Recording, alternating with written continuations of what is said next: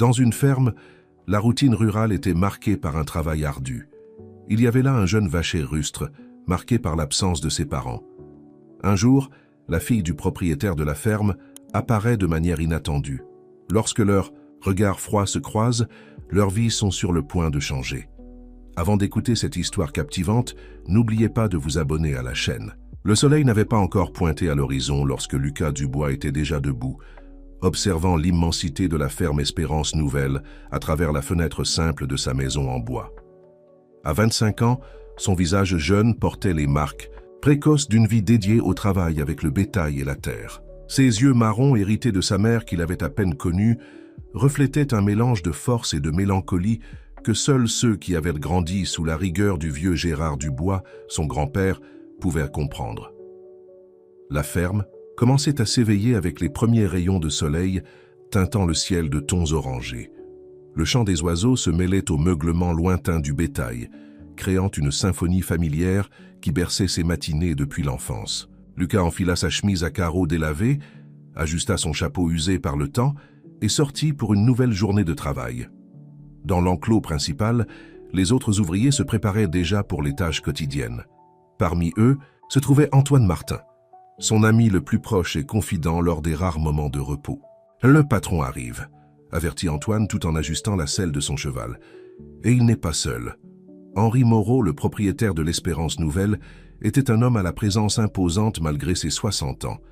Ce matin-là, il arrivait dans son pick-up de luxe, soulevant la poussière sur la route de terre qui traversait la propriété.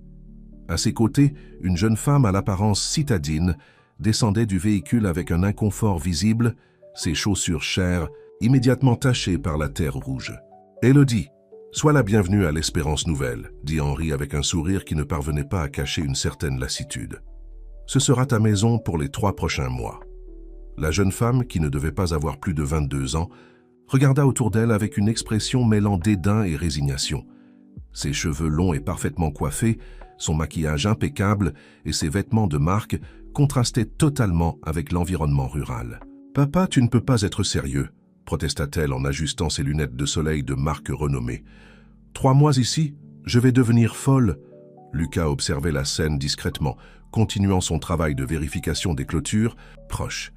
Quelque chose dans l'attitude arrogante de la jeune femme le dérangeait profondément, lui rappelant les raisons pour lesquelles il préférait la compagnie des animaux à celle des humains. « Élodie, nous en avons déjà parlé, » répondit Henri avec fermeté. « Tu dois apprendre la valeur du travail et de la responsabilité. Tes extravagances à la capitale ont dépassé les limites. Ici, tu vas découvrir ce que signifie vraiment gagner ta propre subsistance. » La discussion fut interrompue par l'arrivée de Camille Laurent, la gestionnaire de la ferme. À 35 ans, Camille était connue pour son efficacité et son dévouement au travail. Ses yeux verts brillèrent d'une manière particulière en se posant sur Lucas, qui feignit de ne pas remarquer. « Monsieur Henri, ravi que vous soyez arrivé, » dit Camille en s'approchant avec son tableau toujours en main. « Nous avons quelques questions importantes à régler concernant le nouvel envoi de bétail. »« Camille, s'il te plaît, montre à ma fille ses quartiers, » demanda Henri. « Et Élodie, je veux que tu sois prête à commencer à travailler demain matin. » Sans discussion, Élodie souffla bruyamment, traînant avec difficulté sa valise de luxe sur la terre.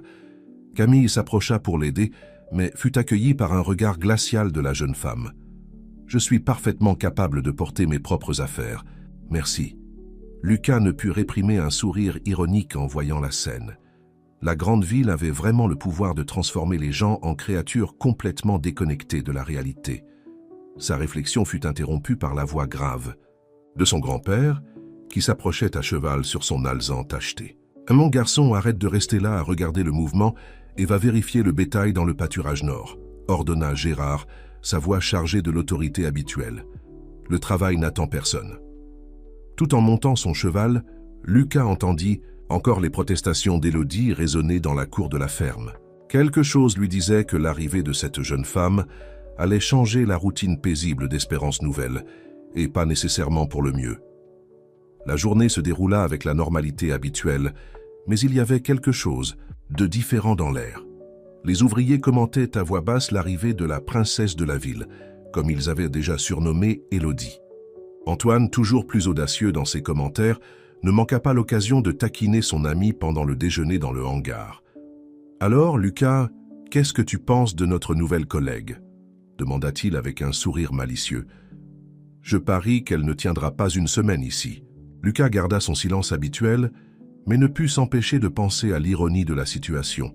Lui qui avait grandi en connaissant chaque centimètre de cette terre, chaque secret du soin des animaux, allait maintenant devoir cohabiter avec quelqu'un qui n'avait probablement jamais mis les pieds sur un sol battu de sa vie. En fin d'après-midi, alors que le soleil commençait à décliner, Lucas observa de loin Élodie assise sur le porche de la grande maison, absorbée par son téléphone.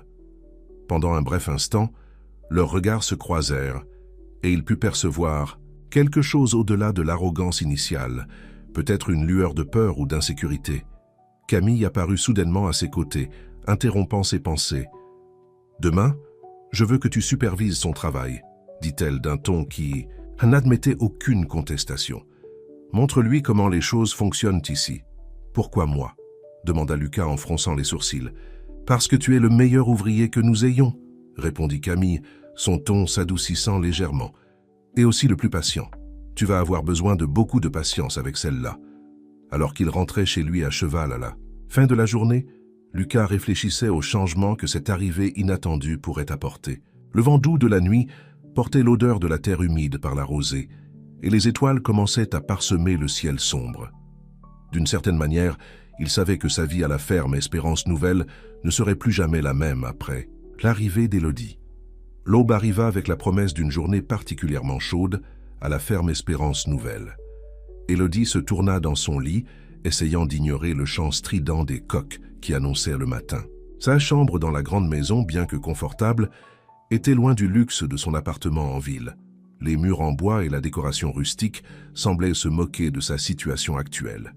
Quand elle décida enfin de se lever, il était déjà passé 7 heures du matin. Elle s'habilla avec ce qu'elle considérait comme une tenue appropriée pour le travail agricole. Un jean de marque renommée et un t-shirt blanc qui coûtait l'équivalent d'un mois de salaire d'un ouvrier. Il compléta sa tenue avec une paire de bottes qu'il n'avait jamais portées auparavant, achetées à la hâte avant son voyage forcé. Dans la cuisine, Mamie Claudette, la cuisinière qui travaillait depuis des décennies pour la famille, préparait déjà le petit déjeuner. L'arôme du café frais et du pain maison remplissait la pièce, mais Élodie toucha à peine à la nourriture, habituée à ses régimes stricts et à ses jus détox. « Ma petite, il faut bien manger pour tenir au travail », conseilla Mamie Claudette, avec la sagesse de ses 70 ans. « Ici, ce n'est pas comme en ville. » Élodie était sur le point de répondre lorsque Lucas apparut à la porte de la cuisine. Sa stature altière et son expression sérieuse provoquèrent en elle une étrange inquiétude. « Tu es en retard », dit-il sans détour. « Le travail commence au lever du soleil. »« Personne ne m'a prévenu des horaires, » rétorqua Élodie, se levant avec irritation. « Et qui es-tu pour me donner des ordres ? Je suis la personne désignée pour t'apprendre le travail à la ferme, » répondit-il, gardant son calme. « Et ta première leçon concerne la ponctualité. » À contre-cœur, Élodie suivit Lucas jusqu'à l'étable. Le soleil était déjà haut et la chaleur commençait à s'intensifier. Ses cheveux parfaitement coiffés commencèrent bientôt à coller à son cou et elle regretta amèrement de ne pas avoir apporté un élastique pour les attacher. Première tâche de la journée, nettoyer l'étable, annonça Lucas, lui tendant une pelle. « Tu dois plaisanter, » protesta Élodie, regardant avec horreur l'outil dans ses mains. « Je ne suis pas venu ici pour être traité comme une simple domestique. » Lucas la regarda avec un mélange d'irritation et d'amusement. « Ici, tout le monde travaille. Il n'y a pas de travail plus ou moins important, il y a du travail nécessaire. Si tu veux de la viande dans ton assiette, quelqu'un doit s'occuper du bétail. Si tu veux un endroit propre pour les animaux, quelqu'un doit nettoyer. » Ces mots, bien que durs, portaient une vérité qu'Élodie n'avait jamais envisagée. Pourtant, son entêtement prit le dessus. « Mon père va être informé de cela. »« C'est ton père qui a approuvé ton emploi du temps, » répondit Lucas, impassible. « Maintenant, si tu préfères rester là à te plaindre, le soleil ne fera que devenir plus chaud. » Contrariée, Élodie commença à travailler. Ses mouvements étaient maladroits, et bientôt ses mains délicates commencèrent à se couvrir d'ampoules. La sueur coulait sur son visage, ruinant son maquillage soigneusement appliqué. Antoine, qui travaillait à proximité, observait la scène avec un sourire amusé. « Hé, princesse, attention à ne pas casser un ongle !» lança-t-il, recevant un regard réprobateur de Lucas. Les heures s'étiraient et Élodie sentait chaque muscle de son corps protester. Jamais de sa vie elle n'avait accompli un travail physique aussi intense. Ses séances de pilates et de musculation dans le club le plus exclusif de la capitale semblaient un jeu d'enfant en comparaison. Pendant le déjeuner, servi dans le hangar, avec les autres travailleurs, Élodie avait du mal à tenir ses couverts. Assise dans un coin isolé, elle observait avec un mélange de fascination et de dégoût la simplicité du repas. Riz, haricots, viande et légumes du potager de la ferme. Camille apparut pour superviser l'avancement des travaux, ses yeux toujours attentifs à chaque détail. « Comment s'en sort notre nouvel employé ?» demanda-t-elle à Lucas, sur un ton qu'Élodie ne parvint pas à déchiffrer. « Elle survit », répondit-il sèchement. L'après-midi, Lucas décida de changer la routine d'Élodie. Il l'emmena à l'écurie où une jument docile l'attendait. « Tu dois apprendre à monter à cheval », déclara-t-il. « On ne peut pas travailler dans une ferme sans savoir s'occuper des chevaux. »« Je sais déjà monter, » répondit Élodie, fière. « J'ai pris des cours au club depuis que je suis petite. » Lucas leva un sourcil sceptique. « Monter en manège, ce n'est pas la même chose que monter en pleine nature. Ici, le cheval est ton compagnon de travail, pas un équipement de loisir. » La leçon d'équitation s'avéra encore plus difficile que le nettoyage de l'écurie. La selle western était différente de celle à laquelle Élodie était habituée, et les commandes devaient être plus fermes et précises. À sa surprise, Lucas se montra un professeur patient, expliquant chaque détail avec clarté. « Garde le dos droit, conseillait-il. Le cheval sent ton insécurité. Fais-lui confiance, et il te fera confiance. » À la fin de la journée, alors que le soleil se couchait à l'horizon, Élodie était épuisée, sale et courbaturée. Ses vêtements coûteux étaient ruinés, et sa fierté était aussi meurtrie que ses mains. « Demain, on commence plus tôt, » avertit Lucas avant de partir. « Et mets quelque chose de plus approprié. Ici, ce n'est pas l'endroit pour les marques de luxe. » De retour dans sa chambre, Élodie se laissa tomber sur le lit sans même prendre de douche. Ses mains tremblaient en tapant un message à ses amis de la ville, racontant son jour en enfer. Pourtant, quelque chose d'étrange se passait. Mêlé à la fatigue et à l'indignation, il y avait une petite sensation de satisfaction qu'elle ne parvenait pas à expliquer. Dehors, Lucas discutait avec son grand-père sur le porche de sa maison simple. « Comment s'est passé le premier jour avec la fille de la ville ?» demanda le vieux Gérard, allumant sa pipe. « Ça va être plus difficile que je ne l'imaginais », répondit Lucas, observant les premières étoiles apparaître dans le ciel. « Mais quelque chose me dit qu'il y a plus en elle que ce qu'elle laisse paraître. » Gérard souffla une bouffée de fumée, un sourire énigmatique sur ses lèvres ridées. « Les meilleures transformations commencent avec les plus grandes résistances, mon petit-fils. Donne-lui du temps. » La première semaine d'Élodie à la ferme passa comme un tourbillon de découvertes et de défis. Chaque muscle de son corps protestait contre le travail pénible, mais étonnamment, elle commençait à développer une routine. Elle se réveillait avant le lever du soleil, non par choix, mais parce que le bruit des animaux et le mouvement des travailleurs rendaient impossible de continuer à dormir. Ce matin-là, quelque chose de différent se produisit. En se dirigeant vers les tables, Élodie trouva Lucas en train de nourrir un veau nouveau-né avec un biberon. La scène la prit au dépourvu. Il y avait une douceur dans son regard qu'elle n'avait jamais remarquée auparavant. « Tu veux essayer ?» demanda-t-il, remarquant sa présence. Élodie hésita. Ses ongles, autrefois parfaitement manucurés, étaient maintenant courts et sans vernis, adaptés à sa nouvelle réalité. « Je ne sais pas si... »« Viens ici », l'appela-t-il, avec une gentillesse inhabituelle dans sa voix. « Ce n'est pas difficile. » S'approchant prudemment, Élodie prit le biberon des mains de Lucas. Leurs doigts se frôlèrent brièvement, provoquant un étrange courant électrique qui parcourut son corps. Le veau, impatient, se mit à téter le lait avec vigueur. « Pourquoi est-il nourri comme ça ?» demanda-t-elle, sincèrement curieuse. « Sa mère a eu des complications lors de la mise basse », expliqua Lucas. « Elle est trop faible pour allaiter. Ici, à la ferme, nous n'abandonnons personne. » Quelque chose dans la façon dont il prononça ces derniers mots attira l'attention d'Élodie. Il y avait une histoire là, cachée entre les mots non dits. La journée se poursuivit avec les tâches habituelles, mais Élodie commença à remarquer des détails qui lui avaient échappé auparavant. comme la façon dont Antoine arrivait toujours plus tôt pour nourrir les chevaux, en fredonnant de vieilles chansons. Ou comment mamie Claudette réservait une part supplémentaire de gâteau pour Gérard, le grand-père de Lucas, même quand il ne le demandait pas. Pendant le déjeuner, Camille apparut dans le hangar avec des nouvelles. « Nous aurons une fête. À la ferme le week-end prochain », annonça-t-elle. « C'est une tradition de célébrer le début de la récolte. » Les yeux d'Élodie brillèrent à l'évocation d'une fête, même si c'était quelque chose de complètement différent des soirées qu'elle fréquentait dans la capitale. « Quel genre de fête ?» demanda-t-elle, essayant de ne pas montrer trop d'intérêt. « Une fête typique », répondit Camille, lançant un regard significatif à Lucas. « Avec de la musique, de la nourriture et de la danse. Tout le monde participe. »« Tout le monde, vraiment », insista Antoine en riant. Même Lucas, qui ne danse qu'après beaucoup d'insistance. Élodie ne put s'empêcher de sourire en imaginant le sérieux Lucas en train de danser. Il y avait tant de choses qu'elle ignorait sur ces personnes qui, peu à peu, commençaient à faire partie de sa vie. L'après-midi, alors qu'elle aidait au potager, une tâche qu'elle avait étonnamment appris à apprécier, Élodie observa une scène qui l'intrigua. Gérard, le grand-père de Lucas, était assis seul sur le balcon de sa maison modeste, fixant intensément une vieille photographie. Poussée par une curiosité qu'elle ne put contenir, Élodie s'approcha discrètement. Le vieil homme remarqua sa présence, mais ne bougea pas.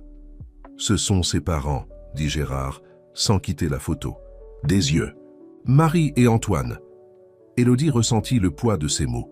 C'était la première fois que quelqu'un mentionnait les parents de Lucas. « Que leur est-il arrivé ?» demanda-t-elle, sa voix presque un murmure. Gérard soupira profondément. Un accident sur la route, alors qu'il n'avait que 5 ans. Il revenait d'une fête dans la ville voisine. Depuis, nous ne sommes plus que tous les deux. Élodie sentit son cœur se serrer. Soudain, la dureté de Lucas, son dévouement au travail, tout commença à prendre un sens plus profond. « C'est pour ça qu'il est si... » commença-t-elle, mais elle ne put terminer. « Fermé » compléta Gérard. « Oui, perdre ses parents si jeunes l'a transformé. Il a appris à se protéger, en gardant tout le monde à distance. » Le soleil commençait à se coucher quand Élodie retourna enfin à ses tâches, son esprit empli de nouvelles pensées. Elle trouva Lucas dans l'écurie brossant un cheval avec des mouvements méthodiques et précis. « Tu montes bien mieux maintenant », commenta-t-il sans la regarder. « Tu as appris vite. »« J'ai eu un bon professeur », répondit Élodie, se surprenant elle-même par la sincérité de sa voix. Pendant un moment, le silence entre eux sembla chargé de mots non dits. Élodie voulait dire qu'elle le comprenait un peu mieux maintenant, qu'elle était désolée pour sa perte, mais quelque chose l'en empêcha. Peut-être la crainte de briser cet équilibre fragile qui commençait à se former entre eux. Camille apparut soudain, interrompant le moment. « Élodie, ton père veut te parler dans la grande maison », annonça-t-elle, son ton professionnel masquant une pointe d'irritation qui ne passa pas inaperçue. En s'éloignant, Élodie jeta un dernier regard en arrière. Lucas avait reporté son attention sur le cheval, mais quelque chose dans sa posture semblait différent, plus vulnérable peut-être.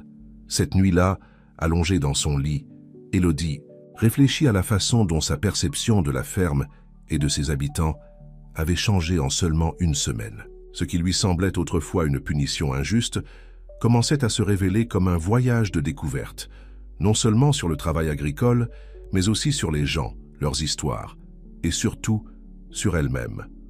Dehors, le chant des testis, criquets et le mugissement occasionnel du bétail créaient une symphonie nocturne qui, étonnamment, ne l'irritait plus. Au contraire, il y avait quelque chose de réconfortant dans cette musique naturelle, si différente des klaxons et des sirènes de la ville. Dans sa maison simple, Lucas restait également éveillé, ses pensées errant vers la fille de la ville qui, peu à peu, commençait à montrer un côté qu'il ne s'attendait pas à découvrir. La photo de ses parents, toujours présente sur sa table de chevet, semblait l'observer avec une nouvelle signification cette nuit-là. Les préparatifs pour la fête des récoltes animaient toute la ferme Espérance Nouvelle. La cour principale était décorée de guirlandes colorées et l'odeur des plats traditionnels que mamie Claudette et ses aides préparaient envahissait chaque coin de la propriété. Élodie, à sa propre surprise, se sentait sincèrement enthousiasmée par l'événement. « Tu as besoin d'une tenue appropriée, dit mamie Claudette, tout en préparant ses fameux gâteaux de maïs. La fête des récoltes n'est pas un endroit pour des robes de marque, ma fille. Élodie regarda ses valises, remplies de vêtements inadaptés à l'occasion.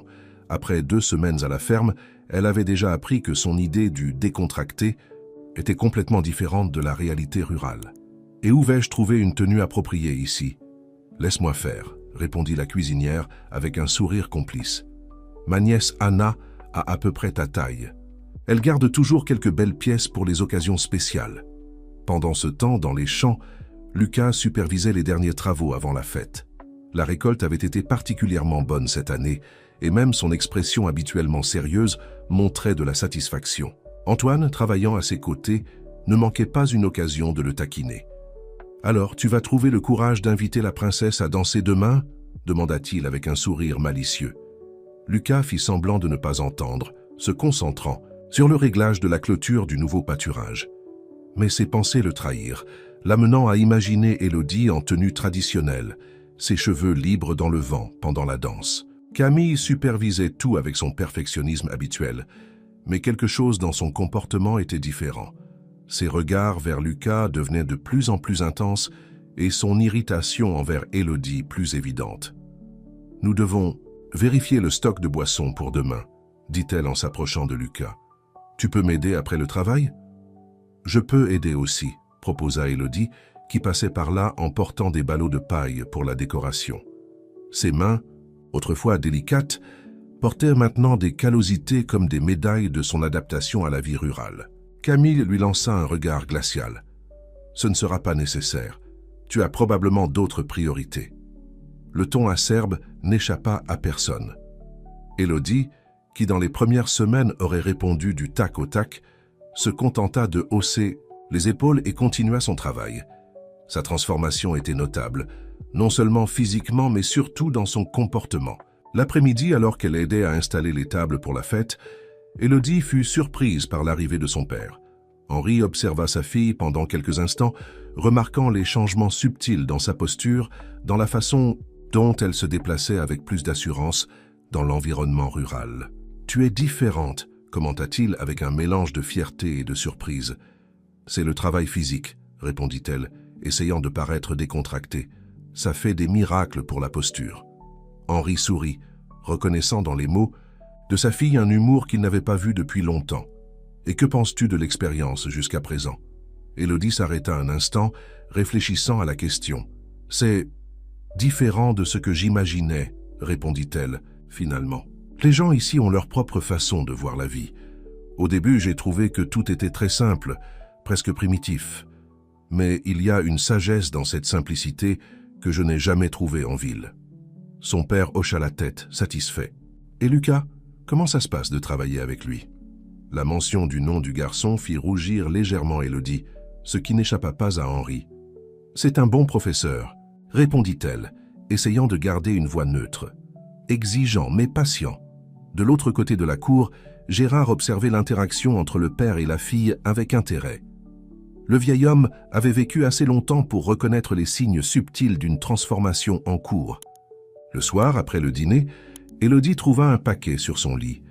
À l'intérieur se trouvait une robe typique des fêtes de la Saint-Jean, avec des détails en dentelle et des rubans colorés. Un mot de mamie Claudette accompagnait le vêtement « Pour que tu brilles demain, ma fille ». Émue par ce geste, Élodie essaya la robe. Le miroir révéla une image très différente de la mondaine qui était arrivée à la ferme quelques semaines auparavant. Son visage, légèrement bronzé par le travail en plein air, avait un éclat naturel qu'aucun maquillage coûteux n'aurait pu reproduire. Sur le porche de la maison principale, Camille organisait les dernières feuilles de calcul de la journée lorsqu'elle vit Lucas passer, monté sur son cheval. Son cœur s'emballa comme toujours en sa présence. « Tu vas à la fête demain ?» demanda-t-elle, essayant de paraître décontractée. « Comme chaque année, » répondit-il, sans montrer beaucoup d'enthousiasme. « Peut-être pourrions-nous danser une chanson ?» suggéra-t-elle, sa voix chargée d'espoir. Lucas hocha vaguement la tête avant de poursuivre son chemin, laissant Camille avec ses pensées et un sentiment croissant d'inquiétude. La nuit avançait, et la ferme s'apaisait progressivement, à l'exception des bruits nocturnes de la nature. Élodie, toujours vêtue du cadeau de mamie Claudette, se dirigea vers la fenêtre de sa chambre. La pleine lune éclairait la cour où le lendemain, la fête aurait lieu. Dans sa modeste maison, Lucas contemplait également la nuit, une vieille photo entre ses mains. Sur celle-ci, ses parents souriaient lors d'une fête des récoltes il y avait de nombreuses années. Son père portait une chemise à carreaux, et sa mère une robe très semblable à celle qu'Anna avait prêtée à Élodie. Le destin avait parfois un sens de l'humour particulier, pensa-t-il en rangeant la photo dans son tiroir. Demain serait un jour spécial, et quelque chose dans l'air suggérait que plus qu'une simple fête des récoltes allait se dérouler à la ferme Espérance Nouvelle. Le jour de la fête se leva avec une énergie différente à la ferme Espérance Nouvelle. Le ciel était exceptionnellement bleu et une brise légère portait l'arôme des gourmandises qui mijotaient déjà dans les casseroles de mamie Claudette depuis l'aube. Élodie se réveilla plus tôt que d'habitude, son cœur battant avec une attente qu'elle ne parvenait pas à expliquer. La robe empruntée était soigneusement étalée sur une chaise, les rubans colorés dansant avec la brise qui entrait par la fenêtre. Même si elle avait quelques tâches à accomplir avant la fête, Élodie se surprit plusieurs fois à regarder le vêtement, imaginant à quoi ressemblerait la célébration. « Aujourd'hui, le travail est plus léger », expliqua Antoine pendant le petit déjeuner. « C'est une tradition. Nous faisons seulement l'essentiel pour que tout le monde puisse se préparer pour la fête. » Le mouvement des visiteurs commençait déjà à augmenter. Des charrettes et des camionnettes arrivaient, apportant des familles et des fermes voisines, toutes portant une contribution pour la fête, des douceurs maison, des spécialités locales, des boissons artisanales. L'hospitalité de la campagne se manifestait dans sa forme la plus pure. Camille coordonnait l'organisation avec son efficacité habituelle, mais une tension évidente se lisait dans ses gestes.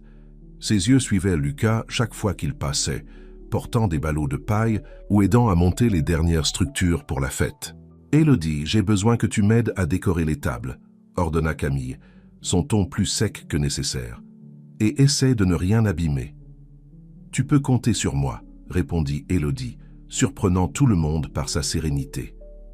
L'ancienne, Élodie aurait répliqué du tac au tac, mais des semaines de dur labeur lui avaient enseigné bien plus que des tâches agricoles.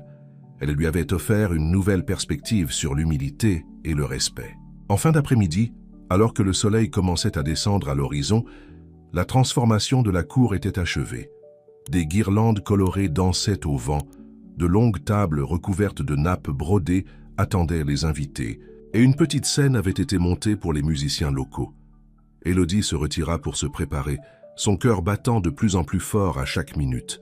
Pour la première fois depuis longtemps, elle ne regretta pas son maquillage coûteux ou ses produits de beauté importés. Elle opta pour un look simple, laissant ses cheveux libres et naturels, avec seulement une fleur des champs accrochée derrière l'oreille. Quand elle enfila enfin la robe empruntée, l'image dans le miroir la surprit. La robe, avec ses volants, simples et ses rubans colorés, semblait avoir été faite pour elle. Sa beauté avait maintenant quelque chose d'authentique, qu'aucune production sophistiquée n'avait réussi à capturer auparavant. Dehors, la musique commençait déjà à jouer. Le son de l'accordéon se mêlait à celui de la guitare et des percussions, créant une mélodie joyeuse et entraînante. Les premières personnes commençaient à danser, formant des couples qui tournoyaient dans la cour éclairée par des lanternes colorées. Lucas, vêtu d'une chemise claire et d'un pantalon bien repassé, observait la scène appuyé contre l'un des piliers de la grange. Son regard errait dans la foule, apparemment désintéressé, mais son cœur fit un bond quand Élodie apparut sur le balcon de la grande maison. « Notre princesse est différente aujourd'hui », commenta Antoine en s'approchant avec 2 verres de vin chaud.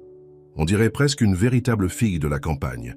Avant que Lucas ne puisse répondre, Camille apparut, portant une robe rouge qui avait clairement été choisie pour attirer l'attention. « Et si on dansait ?» demanda-t-elle directement à Lucas, ignorant la présence d'Antoine.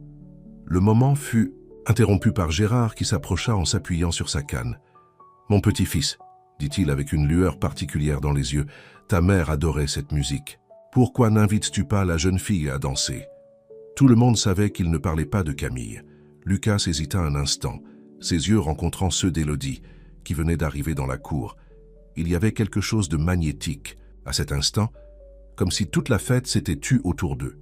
Camille perçut l'échange de regards et son visage se durcit. « Je vais vérifier si tout est en ordre dans la cuisine », dit-elle sèchement, s'éloignant d'un pas raide.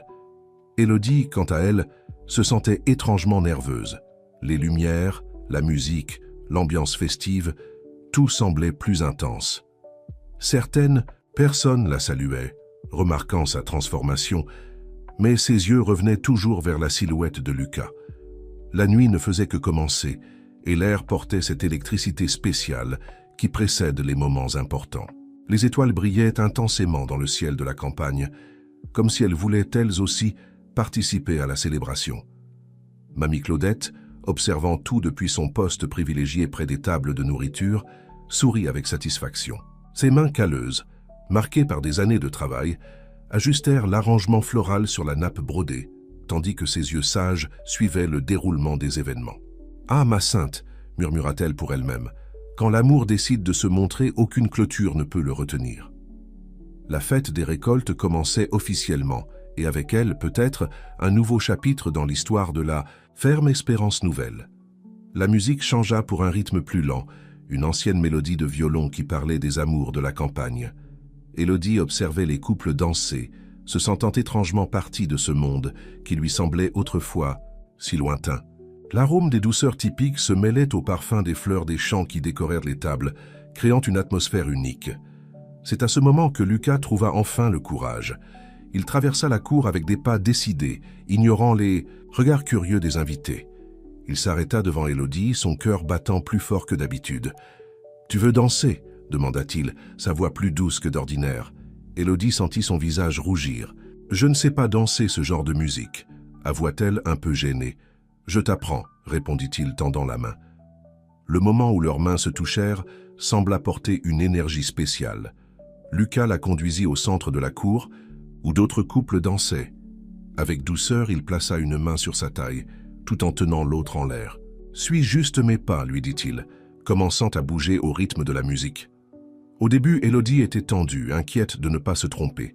Mais peu à peu, guidée par l'assurance de Lucas, elle commença à se détendre. Leurs corps trouvèrent une synchronie naturelle, comme s'ils avaient dansé ensemble toute leur vie. De l'autre côté de la cour, Camille observait la scène avec un mélange de colère et de tristesse. Son verre de vin chaud restait intact dans ses mains, tandis que ses yeux ne pouvaient se détacher du couple. « Certaines choses, on ne peut pas les contrôler, ma fille », dit Mamie Claudette, qui avait remarqué son malaise. Le cœur a ses propres chemins. Gérard, assis sur sa chaise habituelle, observait son petit-fils avec un sourire nostalgique. « Tout comme ses parents », murmura-t-il pour lui-même, se rappelant les anciennes fêtes des récoltes. La musique continuait, et Élodie fut surprise par la facilité avec laquelle elle suivait les pas de Lucas. Leurs regards se croisèrent plusieurs fois pendant la danse, devenant de plus en plus difficiles à détourner. « Tu danses bien pour quelqu'un qui n'a jamais essayé », commenta-t-il, rompant le silence. « J'ai un bon professeur », répondit-elle, répétant les mots qu'elle avait utilisés pour ses leçons d'équitation. Antoine Martin, dansant, à proximité avec sa petite amie, ne put s'empêcher de sourire en voyant son ami, d'habitude si sérieux, faire preuve d'une telle aisance sur la piste. Quand la musique s'arrêta, Élodie et Lucas restèrent immobiles un instant, comme s'ils ne voulaient pas briser la magie de ce moment. Ce fut Henri, le père d'Élodie, qui interrompit involontairement l'instant en appelant sa fille pour qu'elle rencontre quelques invités importants. « Ça, merci pour la danse », dit Élodie, réticente à s'éloigner. Lucas se contenta de hocher la tête, ses yeux la suivant tandis qu'elle s'éloignait. Quelque chose avait changé durant cette danse. Une barrière invisible avait été brisée. La fête continuait, animée. Les enfants couraient entre les adultes, jouant à chat. Les plus âgés racontèrent des histoires anciennes de la région, leurs rires se mêlant à la musique. Le ciel étoilé de la campagne semblait plus brillant que jamais. Camille, incapable de continuer à observer le rapprochement entre Élodie et Lucas, se retira dans son bureau de la maison principale. Ses pensées étaient une tempête d'émotions contradictoires. Sur son bureau, une vieille photo la montrait, plus jeune, aux côtés de Lucas, travaillant ensemble à la ferme. Combien de temps avait-elle perdu à attendre quelque chose qui n'avait peut-être jamais été réel? De retour à la fête, Élodie se retrouva entourée de gens qui voulaient mieux la connaître. Beaucoup commentaient son adaptation à la vie à la ferme et à quel point elle semblait différente de la jeune femme arrivée quelques semaines plus tôt. « Vous avez apporté une nouvelle lumière dans ses yeux », commenta une dame âgée, une cousine éloignée de Gérard. Cela faisait longtemps que je ne l'avais pas vu sourire ainsi. Élodie sentit son cœur s'emballer à ces mots. Ses yeux cherchèrent Lucas dans la foule, le trouvant en train de discuter avec quelques ouvriers, près du feu de camp qui avait été allumé. La nuit avançait, mais personne ne semblait prêt à partir. La fête des récoltes était un moment spécial, une célébration non seulement des fruits de la terre, mais aussi des liens qui unissaient cette communauté. Mamie Claudette commença à servir du café avec du gâteau de maïs, une tradition pour chasser le sommeil, comme elle disait. L'arôme sucré attira les gens près des tables à nouveau. Élodie profita de ce moment pour s'éloigner un peu de l'agitation. Elle marcha jusqu'à la véranda de la grande maison, où la musique parvenait plus doucement. La pleine lune baignait tout de sa lumière argentée, donnant un air presque magique au paysage. Elle ne remarqua pas quand Lucas s'approcha, cherchant lui aussi un moment de calme. « La nuit est belle », commenta-t-il, s'arrêtant à ses côtés. « Oui », répondit Élodie, sentant son cœur s'emballer à nouveau. « Je n'avais jamais remarqué à quel point les étoiles sont différentes ici, à la campagne. » Le silence qui suivit n'était pas gênant. C'était comme si les mots étaient inutiles à cet instant. La musique en fond, la lumière de la lune, le parfum des fleurs nocturnes, tout semblait conspirer pour créer un moment parfait. La fête des récoltes continuerait tard dans la nuit, mais pour Élodie et Lucas, le monde semblait s'être réduit à cette véranda, à ce moment, comme si le destin avait enfin trouvé son chemin. Le lendemain de la fête, une atmosphère différente régnait à la ferme Espérance Nouvelle. La rosée recouvrait l'herbe comme de petits diamants et un silence particulier flottait dans l'air. Ce genre de silence qui suit les moments significatifs. Élodie se réveilla tôt, contredisant les attentes de ceux qui imaginaient que tout le monde dormirait tard après la fête. Ses pensées dansaient encore avec les souvenirs de la veille. Le toucher des mains de Lucas pendant la danse, le moment sur la véranda, les regards échangés sous le clair de lune. Vêtue de simples vêtements de travail, qui semblaient désormais aussi naturels que ses anciennes tenues de luxe, elle descendit pour aider à l'organisation post-fête. À sa grande surprise, elle trouva Camille déjà au travail, son visage tendu révélant qu'elle n'avait pas bien dormi non plus. « Nous devons parler », dit Camille, son ton plus sérieux que d'habitude. « Retrouve-moi dans le bureau. Dans 10 minutes. » Élodie sentit un frisson dans son ventre. Quelque chose dans le ton de Camille suggérait que cette conversation ne serait pas agréable. Malgré tout, elle acquiesça et continua ses tâches, aidant Mamie Claudette à ranger la cuisine. « Attention, ma fille », murmura la vieille cuisinière, qui semblait avoir un sixième sens pour les situations tendues. « Tous les serpents ne font pas de bruit avant de frapper. » Dans le bureau, Camille se tenait debout près de la fenêtre, observant le mouvement de la cour où la veille au soir, tant de choses avaient changé. Lorsqu'Élodie entra, elle ne se retourna pas immédiatement. « Tu n'as aucune idée de ce que tu fais », commença Camille, sa voix contrôlée mais chargée d'émotion. « Cette ferme, ces gens, il y a des histoires que tu ne connais pas. »« Quelles histoires ?» demanda Élodie, restant ferme malgré son malaise. Camille se retourna enfin, ses yeux verts brillant d'une intensité troublante. « Lucas n'est pas celui que tu crois. Il y a des secrets dans son passé, des choses qui pourraient changer complètement ton opinion sur lui. » « Quel genre ? De secrets ?» Élodie sentit son cœur s'accélérer. « Demande-lui ce qui s'est passé dans l'incendie de la Grange Sud il y a 5 ans, répondit Camille, un sourire énigmatique aux lèvres. Demande-lui pourquoi son grand-père n'a plus jamais été le même après ce jour. » Avant qu'Élodie ne puisse en demander davantage, elles furent interrompues par l'arrivée d'Henri, qui entra dans le bureau avec quelques documents à la main. « Camille, j'ai besoin que tu vérifies ces contrats, » dit-il, s'arrêtant, en remarquant la tension dans l'air. « Tout va bien ici ?»« Parfaitement, » répondit Camille, reprenant son attitude professionnelle. « Nous discutons simplement de quelques détails du travail. » Élodie sortit du bureau l'esprit troublé. Les mots de Camille résonnaient dans ses pensées, se mêlant aux souvenirs de la veille. Dehors, le soleil était déjà haut, et les travaux de la journée suivaient leur cours normal. Lucas était dans l'enclos, organisant les animaux avec son efficacité habituelle. En le voyant, Élodie sentit son cœur se serrer. Comment cette femme qui s'était montrée si gentille et protecteur pouvait-il cacher des secrets si sombres? « Nous devons parler, » dit-elle en s'approchant avec détermination. Lucas leva les yeux, surpris par le ton sérieux de sa voix.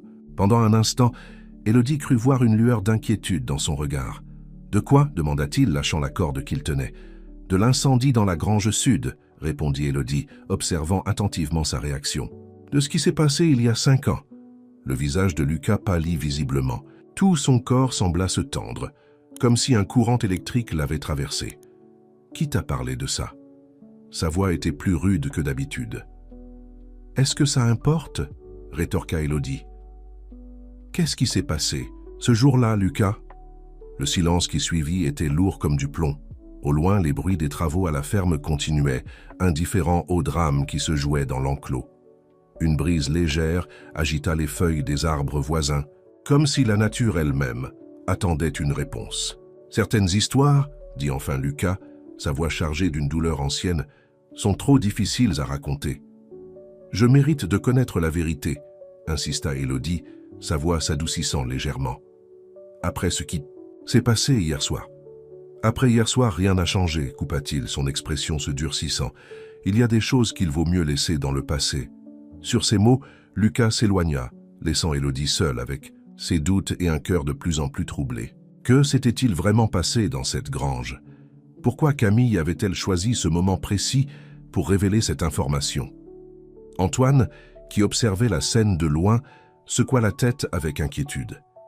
Il savait que les secrets, comme des graines mal plantées, avaient le pouvoir de détruire même les récoltes les plus prometteuses. La journée continua son cours à la ferme Espérance Nouvelle, mais quelque chose avait changé. Les ombres du passé, longtemps endormies, commençaient à s'éveiller, menaçant de faire ressurgir des vérités enfouies depuis longtemps. Les jours qui suivirent à la ferme Espérance Nouvelle furent marqués par une tension palpable. Élodie, partagée entre la curiosité et l'appréhension, observait Lucas avec un regard nouveau, cherchant dans chaque geste, dans chaque mot, non dit, des indices sur le mystère qui les séparait désormais. Lucas, quant à lui, s'était encore plus renfermé. Sa routine de travail restait impeccable, mais c'était comme si un mur invisible l'entourait. Maintenant, tout le monde, et surtout Élodie, à une distance sûre. Un après-midi, particulièrement chaud, alors qu'Élodie aidait à la traite, Antoine décida enfin d'aborder le sujet que tout le monde évitait. « Qu'est-ce qui s'est passé entre toi et Lucas ?» demanda-t-il, feignant la désinvolture tout en ajustant l'équipement de traite. « Vous vous regardez à peine depuis la fête. » Élodie hésita, incertaine de ce qu'elle devait révéler. « Antoine, que sais-tu de l'incendie dans la grange sud ?» Le visage du fermier se durcit visiblement. « Qui t'a parlé de ça ?»« Alors c'est vrai que quelque chose s'est passé, » insista Élodie, son cœur s'accélérant. « S'il te plaît, Antoine, j'ai besoin de comprendre. » Antoine Martin soupira profondément, jetant un regard autour de lui pour s'assurer qu'ils étaient un seul. « Ce n'est pas mon histoire à raconter, Élodie, mais je peux te dire une chose. Tout n'est pas ce qu'il semble être. Parfois, les héros sont dépeints comme des méchants par ceux qui ne connaissent pas toute la vérité. » Ces paroles, bien qu'énigmatiques, semèrent un doute dans l'esprit d'Élodie. Serait-il possible qu'il y ait plus dans cette histoire que ce que Camille avait laissé entendre? Cette nuit-là, incapable de dormir, Élodie décida de mener sa propre enquête. Elle attendit que tout le monde se retire et, le cœur battant, se dirigea vers l'endroit où se trouvait autrefois la grange sud. La lumière de la lune éclairait le terrain désormais vide, recouvert de hautes herbes. Il n'y avait aucune trace visible de l'incendie, mais Élodie pouvait sentir le poids de l'histoire dans l'air. Alors qu'elle marchait sur les lieux, ses pieds trébuchèrent sur quelque chose de métallique à moitié enterré. S'accroupissant, elle déterra un objet, une vieille médaille, noircie par le temps et le feu. On pouvait y lire clairement « Ça allait pour bravoure et courage. Qu'est-ce que tu fais ici ?» La voix de Lucas la fit sursauter. Il se tenait à quelques mètres, son expression mêlant surprise et appréhension. « J'avais besoin de comprendre, » répondit Élodie, montrant la médaille. « Lucas, que s'est-il vraiment passé ici ?» Pendant un long moment, Lucas resta silencieux, son regard fixé sur la médaille. Quand il parla enfin, sa voix était chargée d'émotion. Cette nuit-là, la grange a pris feu. Nous ne savons pas comment ça a commencé, mais en quelques minutes, c'était hors de contrôle. Il y avait des animaux coincés à l'intérieur et mon grand-père, il est entré pour essayer de les sauver. Élodie sentit un nœud se former dans sa gorge. « Et toi ?»« Je suis entré après. Lui, continua Lucas, son regard perdu dans ses souvenirs. J'ai réussi à sortir mon grand-père et quelques animaux, mais le toit s'est effondré avant que nous puissions tous les sauver. La fumée, la chaleur, c'était horrible. Alors tu es un héros, dit Élodie, comprenant enfin. Pourquoi cacher ça? Lucas secoua la tête, une ombre de douleur traversant son visage. Mon grand-père ne s'est jamais pardonné de ne pas avoir pu sauver tous les animaux. La culpabilité l'a consumé, l'a changé. Et moi, je me reproche de ne pas avoir été plus rapide, de ne pas l'avoir empêché de prendre ce risque. Les pièces du puzzle commençaient à s'assembler dans l'esprit d'Élodie. La tristesse dans les yeux de Gérard, le poids que Lucas portait, les insinuations de Camille. « Pourquoi Camille m'a-t-elle fait croire que tu avais fait quelque chose de terrible ?» demanda Élodie, sa voix tremblante d'émotion. « Camille était là cette nuit-là, » répondit Lucas, son regard croisant celui d'Élodie. Elle a tout vu, mais quelque chose a changé en elle après ça. Je crois qu'elle n'a jamais accepté que j'ai risqué ma vie de cette manière. Le silence qui suivit fut rempli uniquement par le doux bruit du vent dans les arbres et le lointain meuglement du bétail. Élodie fit un pas en avant, réduisant la distance entre eux. « Lucas, ce n'est pas de ta faute. Tu as sauvé ton grand-père, tu as risqué ta propre vie. C'est quelque chose dont tu peux être fier, pas quelque chose à cacher. » Lentement, comme si elle craignait de briser le moment, Élodie tendit la main, offrant la médaille à Lucas. Leurs doigts se touchèrent, et à cet instant, quelque chose changea entre eux. C'était comme si les dernières barrières étaient enfin tombées. « Merci », murmura Lucas, sa voix rauque d'émotion, « de comprendre, d'être là. » À l'horizon, les premiers rayons de soleil commençaient à peindre le ciel, annonçant un nouveau jour. Et là, parmi les cendres du passé et la promesse d'un avenir, Élodie et Lucas se retrouvèrent à nouveau. Mais alors que le nouveau jour apportait de l'espoir pour certains, pour d'autres, il apportait la menace de vérité longtemps enfouie qui refaisait surface. Dans la maison principale, Camille observait la scène de loin à travers la fenêtre, ses yeux verts brillants, d'un mélange de jalousie et de détermination. Le jeu était loin d'être terminé, et elle avait encore des cartes à jouer.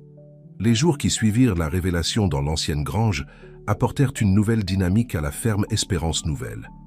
Élodie et Lucas s'étaient rapprochés, encore plus, partageant non seulement les moments de travail, mais aussi des conversations profondes pendant les pauses et des regards chargés de sens.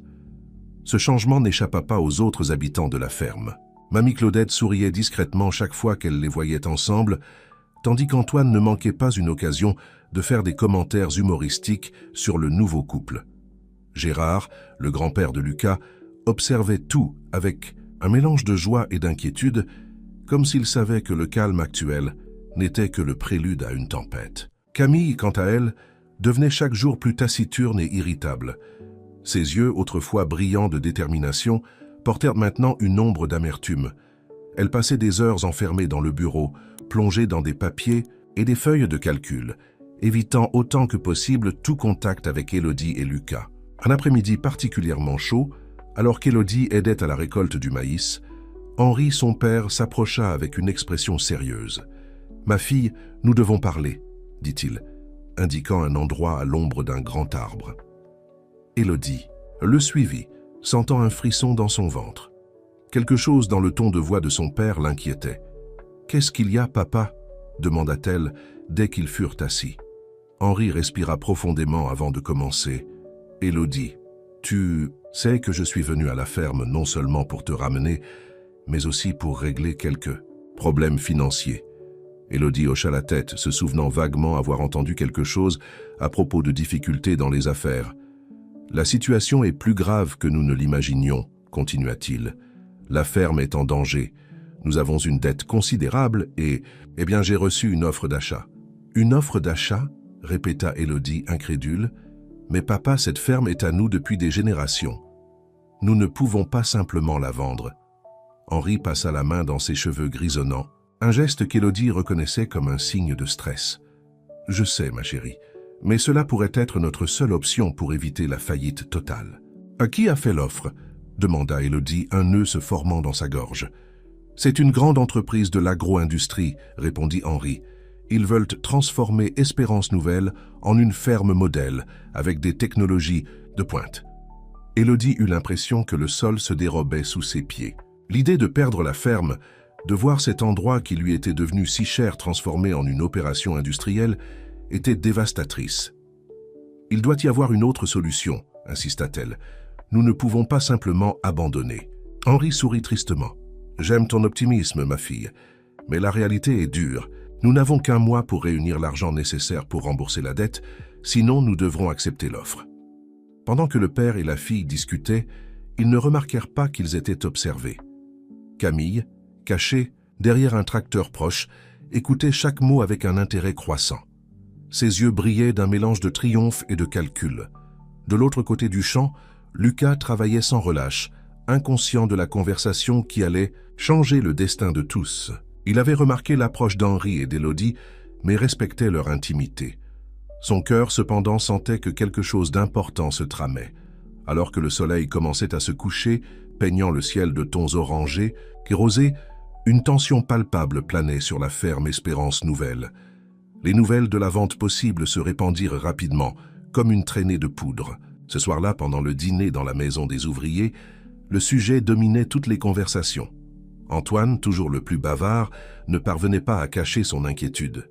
« S'ils vendent à la ferme, où irons-nous » demanda-t-il, jouant distraitement avec son assiette. « Cette terre est tout ce que nous connaissons. » Lucas restait silencieux, son esprit travaillant furieusement à trouver une solution.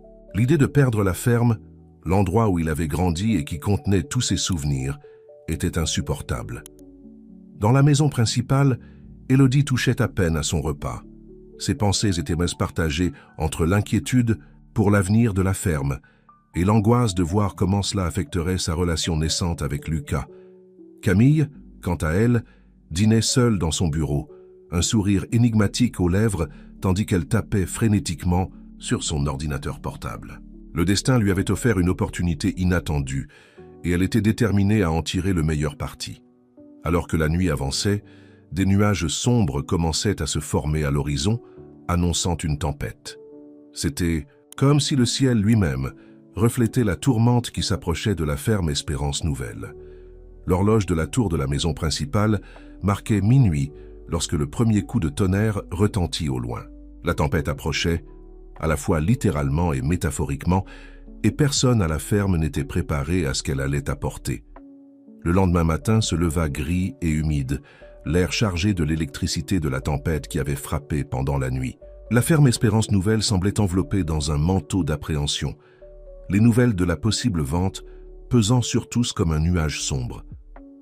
Élodie se réveilla tôt, déterminée à trouver une solution pour sauver la ferme. Elle s'habilla rapidement et se dirigea vers le bureau, espérant trouver dans les livres de comptabilité un indice qui pourrait aider. À sa grande surprise, elle trouva Camille déjà là, penchée sur une pile de documents. « Bonjour Élodie » dit Camille, son ton étonnamment amical. « Je suppose que tu es ici pour les mêmes raisons que moi. » Élodie hocha la tête, prudente. « Nous devons trouver un moyen de sauver la ferme. » Camille sourit, une lueur étrange dans ses yeux. « En fait, je crois que j'ai une solution. Viens, laisse-moi te montrer quelque chose. » Avec une curiosité grandissante, Élodie suivit Camille jusqu'à une vieille archive. L'administratrice sortit un dossier poussiéreux et l'ouvrit sur la table. « Ce sont de vieux documents de la ferme, » expliqua Camille. « Et ici, elle pointa une carte jaunie, se trouve la clé de notre salut. » La carte montrait une zone de la ferme qu'Élodie ne reconnaissait pas, marquée d'un X rouge et de l'inscription « Filon d'or 1902 ». « Un filon d'or » demanda Élodie, incrédule. « Mais cela changerait tout. » Camille hocha la tête, son sourire s'élargissant. « Exactement. Avec cela, nous pourrions non seulement sauver la ferme, mais la transformer en une entreprise bien plus lucrative. » Alors que les deux femmes discutaient des implications de cette découverte, elles ne remarquèrent pas la figure qui écoutait attentivement à l'extérieur de la fenêtre. Antoine, qui était venu apporter quelques rapports, en avait entendu assez pour être profondément troublé. Courant aussi vite qu'il le pouvait, Antoine alla trouver Lucas qui travaillait dans l'écurie. « Lucas » appela-t-il, essoufflé, « tu ne vas pas croire ce que je viens d'entendre. » Rapidement, Antoine raconta la conversation entre Élodie et Camille. À mesure qu'il parlait, le visage de Lucas s'assombrissait de plus en plus. « Un filon d'or » murmura Lucas, son esprit travaillant furieusement. « Cela n'a pas de sens. Mon grand-père connaît chaque centimètre de cette terre. » S'il y avait de l'or ici, il le saurait. Qu'allons-nous faire? Demanda Antoine Martin anxieux. Lucas Dubois resta silencieux un moment, réfléchissant. Nous devons approfondir cette enquête. Quelque chose ne tourne pas rond dans cette histoire. Pendant ce temps, dans la maison principale, Henri Moreau recevait une visite inattendue. Un homme en costume, représentant de l'entreprise intéressée par l'achat de la ferme, attendait dans le salon. « Monsieur Moreau, » commença l'homme d'une voix douce mais ferme, « nous venons faire une offre finale, le double de la valeur initiale, mais nous avons besoin d'une réponse d'ici la fin de la semaine. » Henri sentit le poids de la décision peser sur ses épaules. « C'est une offre généreuse, mais cette ferme est bien plus qu'une simple affaire pour nous. » L'homme sourit, compréhensif. « Je comprends votre attachement émotionnel, monsieur Moreau, mais pensez à l'avenir. Notre entreprise peut apporter du progrès, des emplois, de la technologie. N'est-ce pas ce que vous souhaitez pour votre fille ?» Les paroles de l'homme résonnèrent dans l'esprit d'Henri, se mêlant à ses propres doutes et inquiétudes. Dans les champs, Lucas et Antoine avaient décidé d'explorer la zone indiquée sur la carte. Armés de pelles et de détermination, ils commencèrent à creuser à l'endroit marqué. Les heures passèrent, et le soleil était déjà haut, dans le ciel lorsque la pelle de Lucas heurta quelque chose de solide. Le cœur battant, ils creusèrent davantage, révélant une vieille boîte en métal. « Qu'est-ce que c'est » demanda Antoine, impatient. Lucas ouvrit la boîte avec précaution. À l'intérieur, ils trouvèrent non pas de l'or, mais de vieux documents et une lettre jaunie par le temps. D'une main tremblante, Lucas déplia la lettre et commença à lire « Mon cher Gérard, si tu lis ceci, cela signifie que tu as découvert le secret que j'avais juré d'emporter dans la tombe. Il n'y a pas d'or sur cette terre, mon fils. La véritable richesse de l'espérance nouvelle réside dans la sueur et l'amour de ceux qui la cultivent. La carte du Phylon d'or était une invention de ma part, créée il y a de nombreuses années pour protéger notre terre des spéculateurs avides. Pardonne-moi pour cette tromperie, mais c'était la seule façon que j'ai trouvée pour m'assurer que la ferme reste entre nos mains. Prends soin de cette terre, Gérard. Elle est notre véritable héritage. Avec amour, ton père, Antoine Dubois. » Lucas sentit des larmes lui monter aux yeux en terminant sa lecture. La révélation était à la fois choquante et libératrice. « Nous devons montrer ça à ton grand-père et à monsieur Henri, » dit Antoine, sa voix empreinte d'urgence. Pendant ce temps, dans la maison principale, Élodie Moreau confrontait Camille Laurent sur l'authenticité de la carte. « Comment? As-tu trouvé ça si facilement ?» demanda Élodie, sa méfiance grandissant. Camille, coincée, laissa tomber son masque de sympathie. « Tu ne comprends pas, n'est-ce pas? Cette ferme est en train de faire faillite. La carte, vraie ou fausse, est notre seule chance de tout sauver. »« Même si cela signifie tromper tout le monde » rétorqua Élodie, horrifiée. À ce moment-là, Lucas fit irruption par la porte suivi d'Antoine. Leurs yeux rencontrèrent ceux d'Élodie et à cet instant, ils surent qu'ils étaient du même côté. « Nous avons quelque chose que tout le monde doit voir » déclara Lucas, brandissant la lettre de son arrière-grand-père. Le destin de la ferme Espérance. Nouvelle était sur le point d'être décidée, et les révélations de ce jour changeraient à jamais le cours de leur vie. Le bureau de la maison principale devint l'épicentre d'une tempête émotionnelle, lorsque tous les concernés se réunirent pour discuter des récentes découvertes. Henri, Élodie, Lucas, Camille, Antoine et le vieux Gérard étaient présents, chacun portant le poids de ses propres attentes et secrets. Lucas, la voix tremblante d'émotion, lut à haute voix la lettre de son arrière-grand-père. Les mots résonnèrent dans la pièce, révélant une vérité longtemps enfouie et détruisant les espoirs fondés sur la fausse carte du trésor. « Alors il n'y a pas d'or, » murmura Henri, passant une main sur son visage fatigué. « Nous revenons à la case départ. » Camille, coincée, tenta de se défendre. « Je voulais juste sauver la ferme. Je pensais que si nous croyions, alors, nous pourrions convaincre des investisseurs de nous donner plus de temps. »« En mentant ?» rétorqua Élodie, indignée. « En construisant de faux espoirs ?» Gérard, qui était resté silencieux jusqu'alors, se leva lentement de sa chaise. Ses yeux, bien que vieillis, brillaient d'une sagesse accumulée au fil des décennies. « Mon père, commença-t-il, la voix rauque d'émotion, disait toujours que la véritable richesse de cette terre ne résidait pas dans ce que nous pouvions en extraire, mais dans ce que nous pouvions créer ensemble. » Tous les regards se tournèrent vers le patriarche de la famille Dubois. Pendant des années, j'ai porté le poids de l'incendie de la grange, la culpabilité de ne pas avoir sauvé tous les animaux, poursuivit Gérard. Mais aujourd'hui, je comprends que le véritable héritage que mon père voulait que je préserve n'était pas les structures ou les biens matériels, mais l'esprit de cette ferme. Lucas s'approcha de son grand-père, posant une main réconfortante sur son épaule. Élodie, poussée par une impulsion, les rejoignit, formant un trio uni par l'adversité et l'affection qui avait grandi entre eux. Henri observait la scène, sentant le poids de la décision qu'il devait prendre. Mais comment allons-nous sauver la ferme sans l'argent de la vente ou sans l'or? C'est à ce moment qu'Antoine, qui était resté silencieux jusqu'alors, fit un pas en avant. Et si nous diversifions? Avez-vous pensé au tourisme rural? Tous se tournèrent vers lui, surpris. Réfléchissez-y, continua Antoine enthousiaste. Nous avons une ferme magnifique, pleine d'histoire. Les gens de la ville paieraient pour passer quelques jours ici, pour apprendre la vie à la campagne, participer aux activités.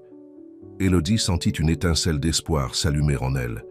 Il a raison, nous pourrions proposer des expériences authentiques, des ateliers de cuisine avec Mamie Claudette, des balades à cheval, et avec l'expertise d'Élodie en marketing et réseaux sociaux, nous pourrions toucher un large public, ajouta Lucas, un sourire commençant à se dessiner sur ses lèvres. Henri semblait sérieusement considérer l'idée. C'est risqué, mais ça pourrait marcher. Camille, voyant la marée tourner contre elle, tenta une dernière carte. Mais et les investisseurs, la dette? Nous n'avons pas le temps de mettre tout ça en place. C'est alors que Gérard fit quelque chose d'inattendu. Il se dirigea vers un vieux tableau accroché au mur et l'enleva, révélant un coffre encastré.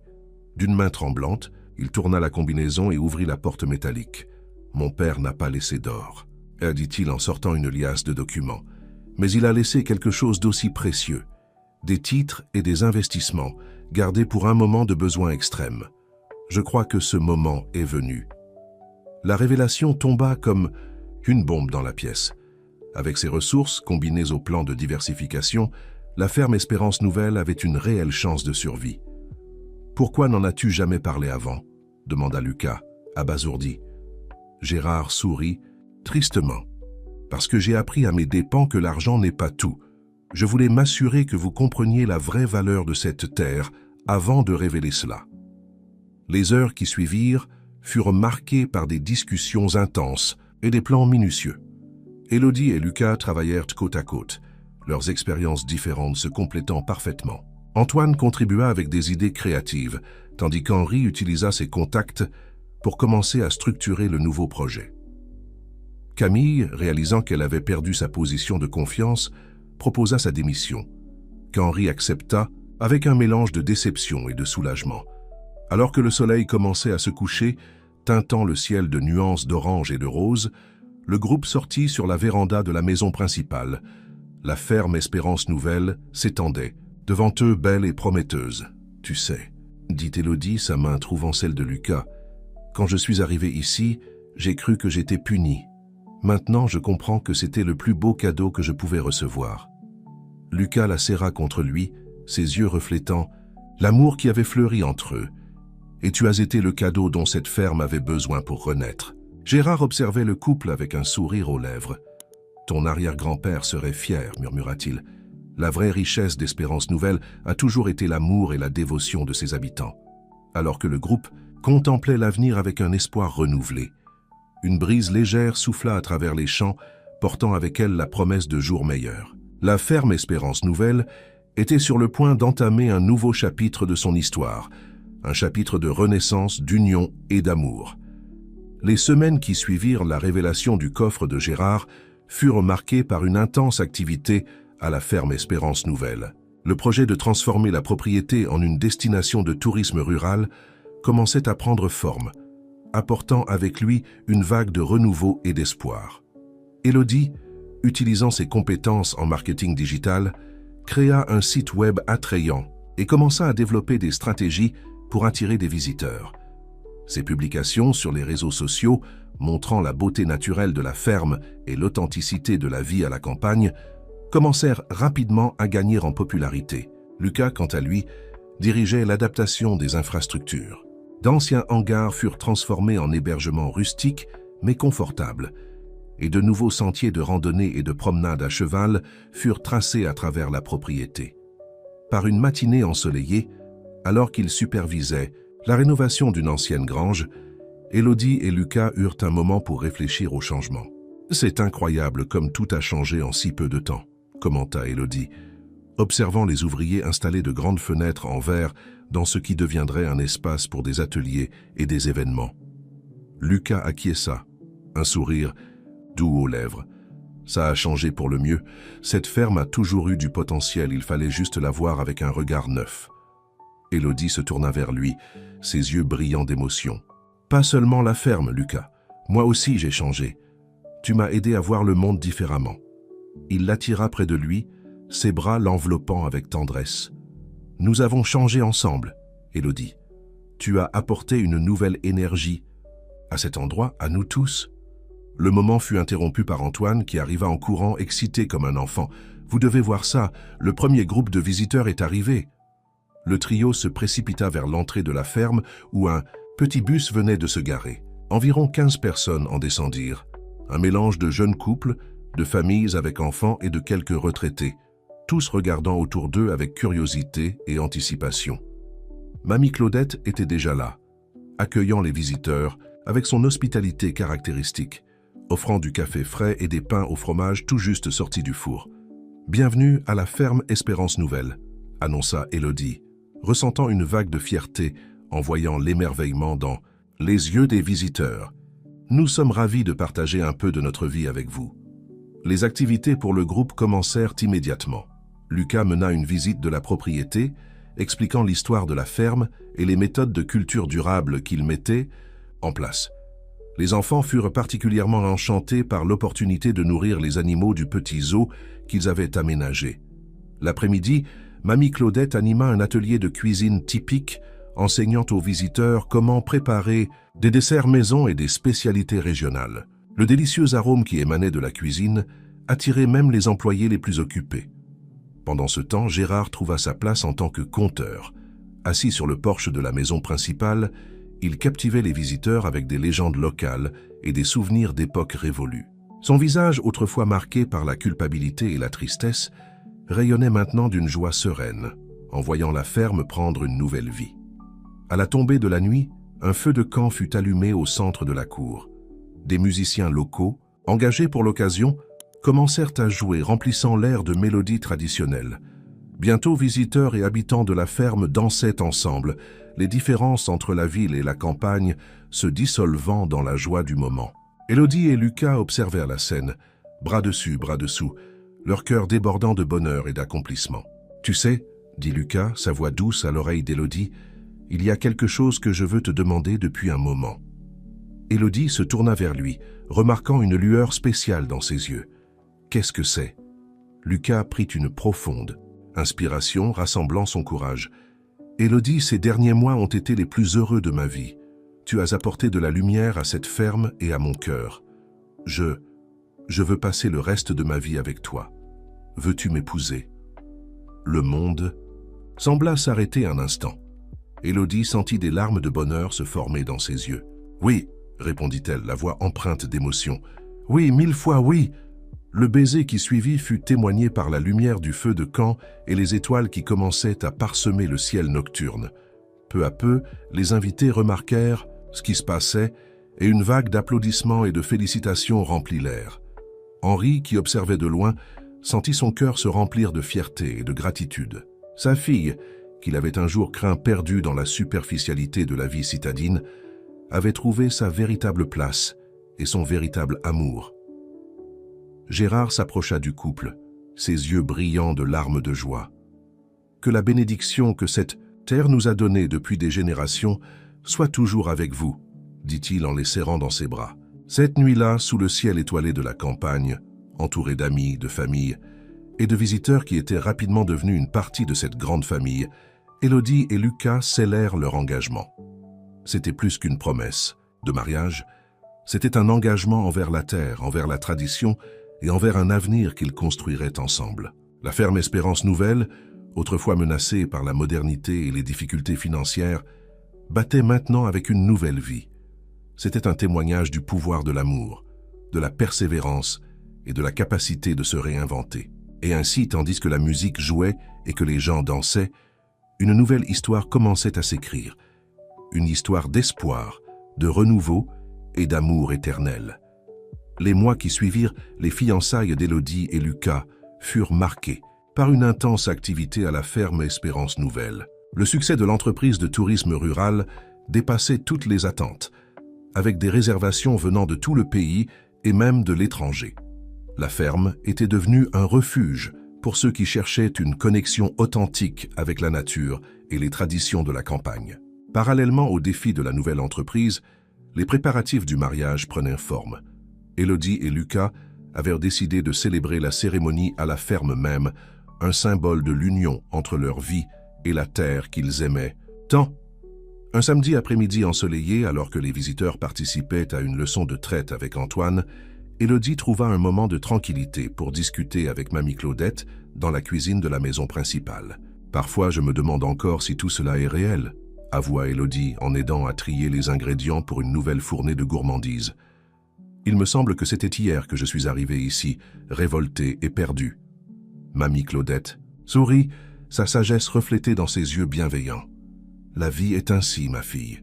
Parfois, ce qui semble être une punition finit par être la plus grande bénédiction. » Élodie hocha la tête, émue. « Mamie Claudette, je voulais te demander quelque chose de spécial. Accepterais-tu d'être ma marraine de mariage ?» Lassie, vieille cuisinière, s'arrêta net, les yeux remplis de larmes. « Moi ? Mais ma petite, ce n'est pas un rôle pour des gens importants. Vous êtes l'une des personnes les plus importantes de ma vie maintenant, » répondit Élodie en l'embrassant. « C'est vous qui m'avez accueilli dès le premier jour, qui m'avez appris tant de choses. » Le moment fut interrompu par Lucas, qui entra dans la cuisine portant une vieille boîte en bois. « Regardez ce que j'ai trouvé dans le grenier » s'exclama-t-il, en posant la boîte sur la table. En l'ouvrant, il révéla un magnifique voile de mariée, jauni par le temps mais toujours majestueux. « C'était celui de votre arrière-grand-mère » expliqua Mamie Claudette, reconnaissant la pièce. « On dit qu'il porte chance à celle qui le porte. » Élodie toucha délicatement le voile, sentant l'histoire et la tradition imprégnées dans chaque fil de dentelle. « Il est parfait, » murmura-t-elle. Pendant ce temps, dans les champs, Henri et Gérard marchaient côte à côte, inspectant les nouvelles installations pour les visiteurs. « Je n'aurais jamais imaginé voir Espérance Nouvelle comme ça », commenta Gérard, son regard parcourant les terres qu'il connaissait si bien, pleines de vie nouvelle, de possibilités. Henri hocha la tête, un sourire aux lèvres. « Je dois avouer, Gérard, que lorsque j'ai amené Élodie ici, j'avais peur de commettre une erreur. Maintenant, je vois que c'était la meilleure décision que j'ai jamais prise. L'amour a ces choses-là, » répondit le vieux patriarche. « Il transforme tout ce qu'il touche. » Alors que le soleil commençait à se coucher, peignant le ciel de tons orange et rose, les visiteurs se rassemblèrent dans la cour pour une traditionnelle roda de viola. Antoine, révélant un talent jusqu'alors caché, menait le groupe avec sa voix forte et mélodieuse. Élodie et Lucas se joignirent à la ronde, leurs doigts entrelacés, leurs cœurs battant à l'unisson. Les chansons parlaient d'amour, de terre et d'espoir, des thèmes qui résonnaient désormais profondément dans leurs âmes. « Tu penses au grand jour ?» demanda Lucas, remarquant le regard lointain d'Élodie. Elle sourit, serrant sa main. « Je pense à combien la vie est imprévisible. Il y a un an, je n'aurais même pas rêvé de tout ça. Maintenant, je ne peux pas imaginer ma vie autrement. » Lucas la rapprocha de lui, déposant un baiser doux sur son front. « Moi non plus. Tu as apporté de la couleur à un monde que je croyais toujours en noir et blanc. » Alors que la nuit avançait, les invités se retirèrent, laissant seulement la famille et les employés les plus proches autour du feu. Gérard, encouragé par les autres, commença à raconter des histoires des premiers jours de la ferme, de la façon dont ses ancêtres avaient lutté pour transformer cette terre brute en un foyer. Élodie écoutait attentivement, se sentant de plus en plus partie prenante de cette histoire, de cette famille. Elle regarda autour d'elle, les visages éclairés par le feu. Lucas, son futur mari. Henri, son père qui avait tout risqué pour elle, Mamie Claudette qui était devenue une seconde mère, Antoine l'ami loyal, et tous les autres qui faisaient désormais partie de sa vie. À ce moment, sous le ciel étoilé de la campagne, avec l'odeur de la terre humide et le son lointain des animaux, Élodie ressentit une certitude profonde.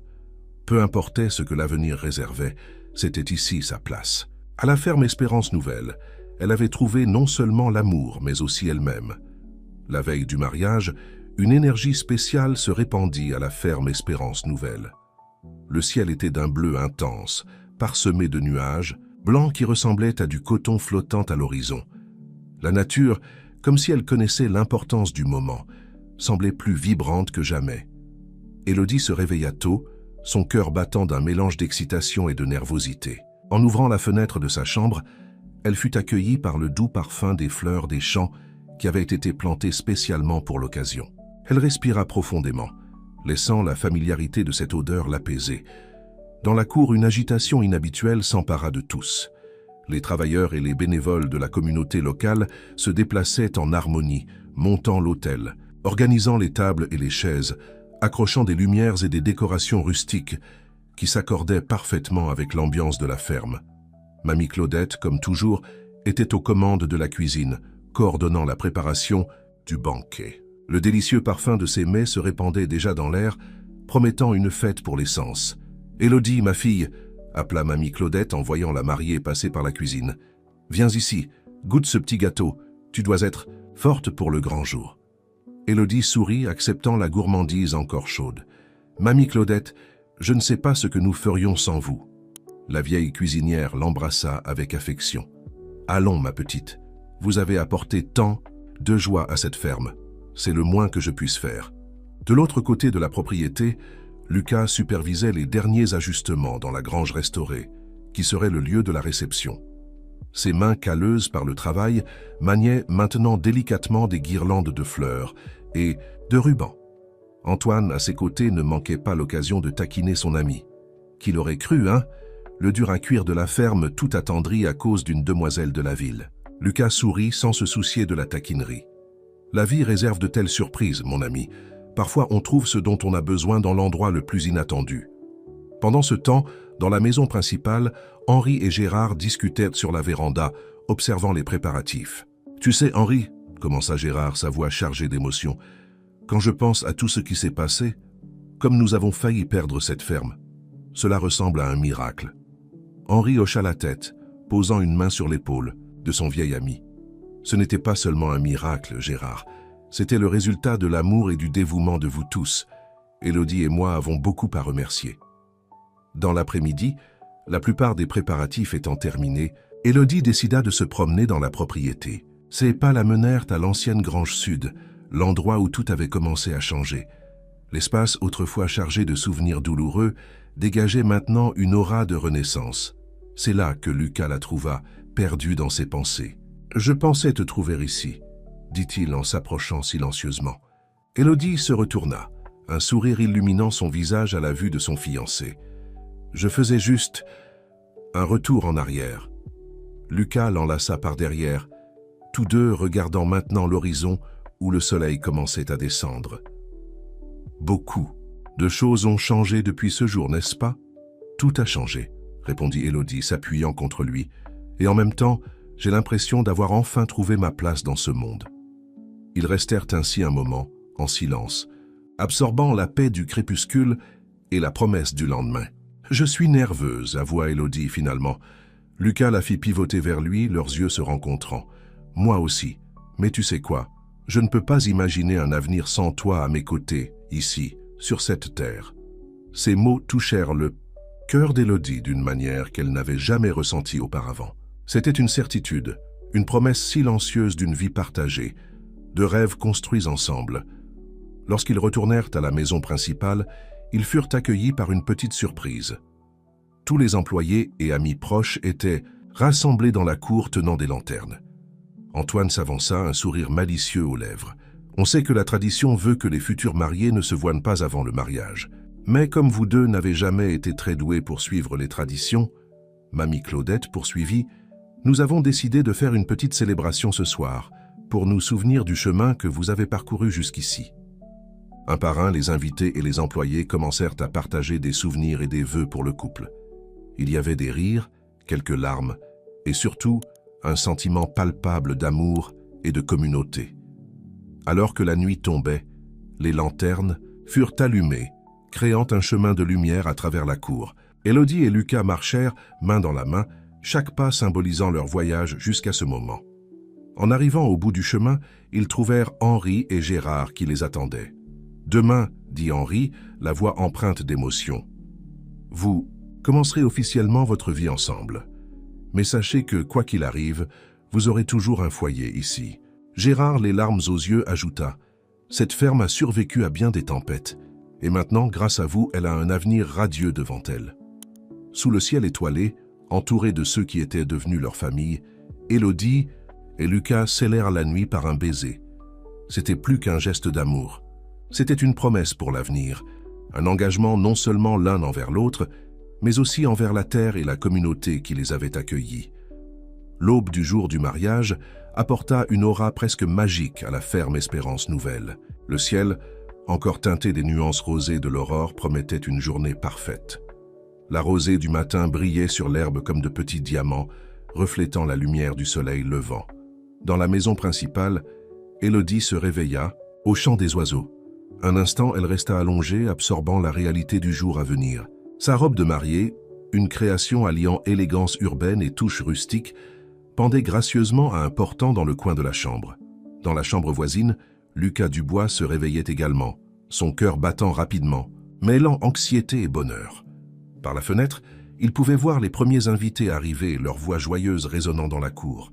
La ferme Espérance Nouvelle prenait rapidement vie. Employés et volontaires courèrent dans tous les sens, apportant les dernières touches à la décoration. Des fleurs sauvages dans des vases en verre ornaient les tables, tandis que des rubans colorés dansaient au vent, accrochés entre les poteaux en bois. Dans la cuisine, Mamie Claudette dirigeait son armée d'aide avec la précision d'un général. L'arôme de pain frais, de gâteaux et de douceur typique remplissait l'air, promettant un festin inoubliable. « Aujourd'hui, c'est jour de fête, mes amis !» s'exclamait-elle tout en supervisant la préparation d'une nouvelle fournée de pain au fromage. Montrons à ces gens de la ville ce qu'est une véritable célébration à la campagne. Antoine Martin, vêtu de ses plus beaux habits, endossait le rôle de maître de cérémonie informel, accueillant les invités et les guidant vers leur place. Son large sourire et ses blagues pleines d'humour ont rapidement brisé la glace entre les visiteurs de la ville et les habitants locaux. Au fil de la matinée, l'anxiété grandissait. Élodie, entourée de ses amis de la ville venus pour ce grand jour, se préparait dans la chambre principale. Le contraste entre la discrète élégance de sa robe et l'ambiance rustique de la chambre créait une image poétique, symbolisant l'union de deux mondes que l'amour avait rapprochés. « Je n'aurais jamais pensé te voir te marier dans une ferme », commenta une de ses amies en l'aidant avec sa coiffure. Élodie sourit, se regardant dans le miroir.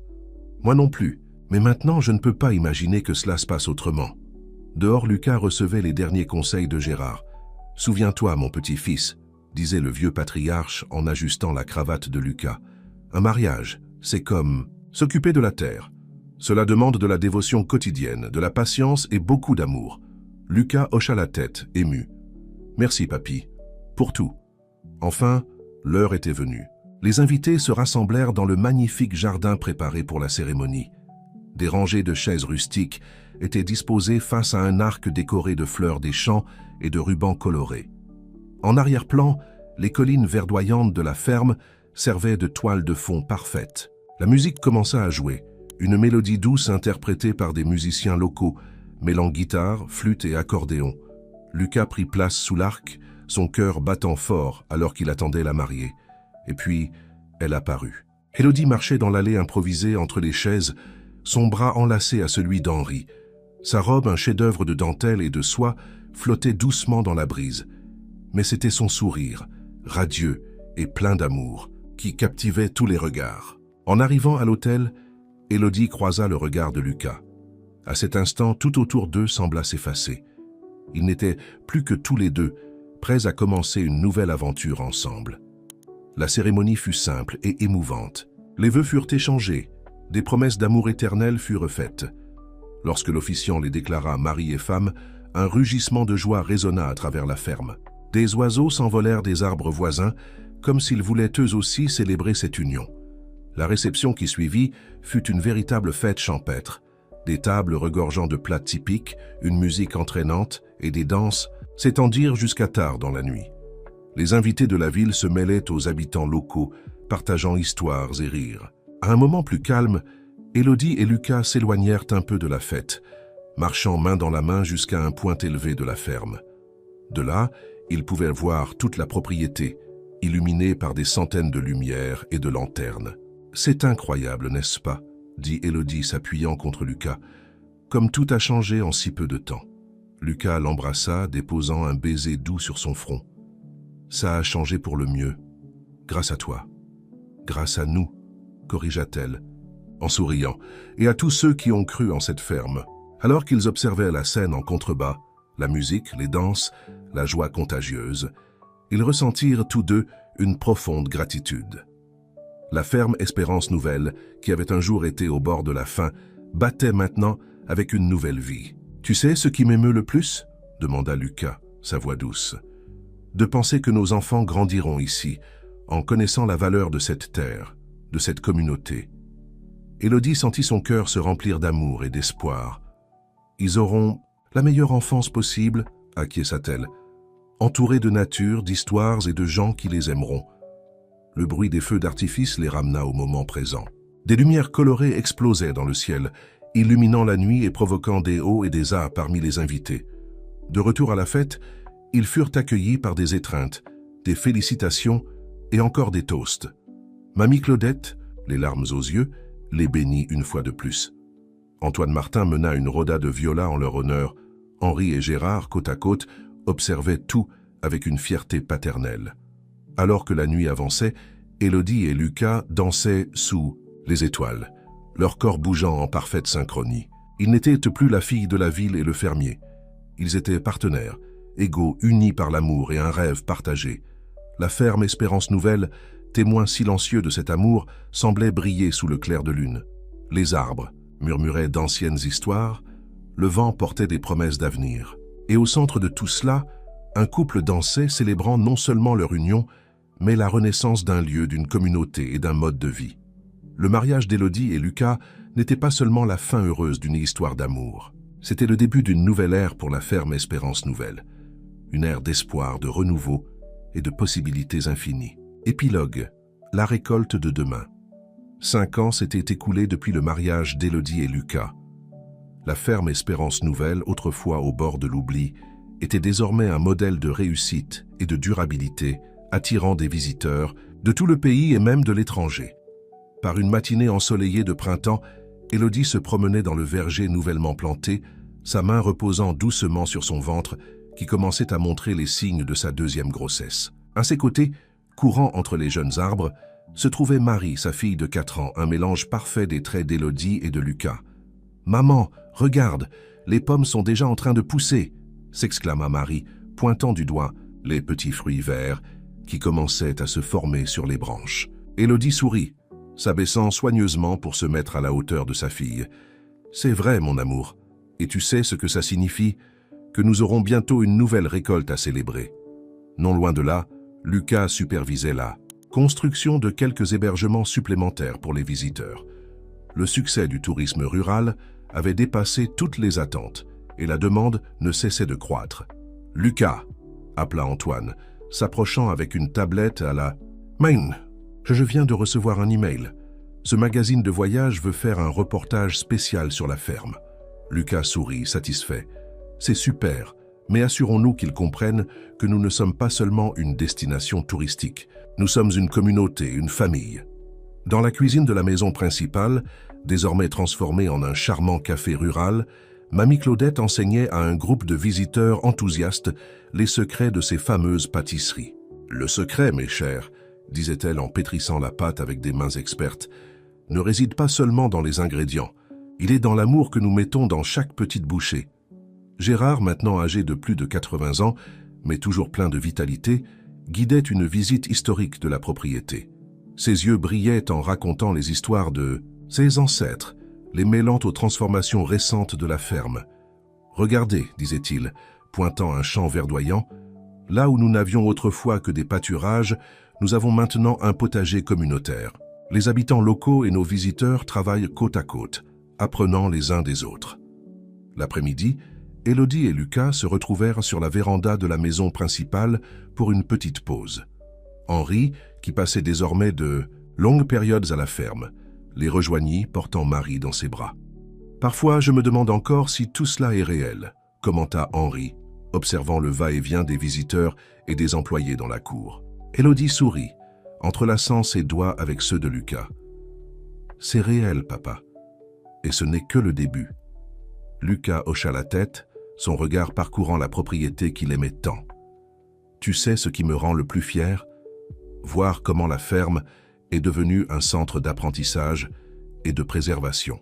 Nous ne faisons pas que produire des aliments ou accueillir des touristes, nous cultivons la conscience. » C'était vrai. La ferme Espérance Nouvelle était devenue un pôle de pratiques durables et d'agriculture régénérative. Les écoles y amenèrent leurs élèves pour apprendre l'écologie et la production alimentaire. Des chercheurs venaient étudier les techniques innovantes qui y étaient mises en œuvre.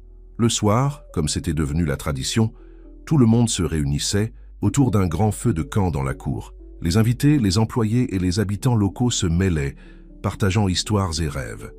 Antoine Martin, qui était désormais non seulement un ouvrier agricole, mais aussi un talentueux musicien local, jouait de sa guitare, remplissant l'air de mélodies qui parlaient d'amour pour la terre et les traditions.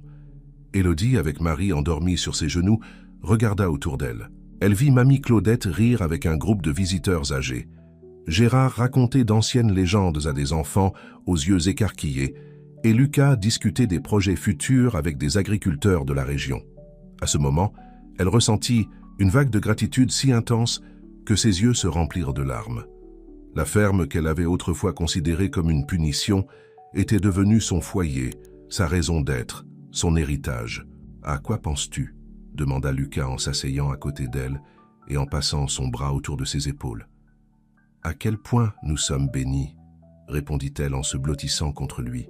« Et à quel point j'ai hâte de voir ce que l'avenir nous réserve. » Lucas sourit, son regard se perdant dans les étoiles au-dessus.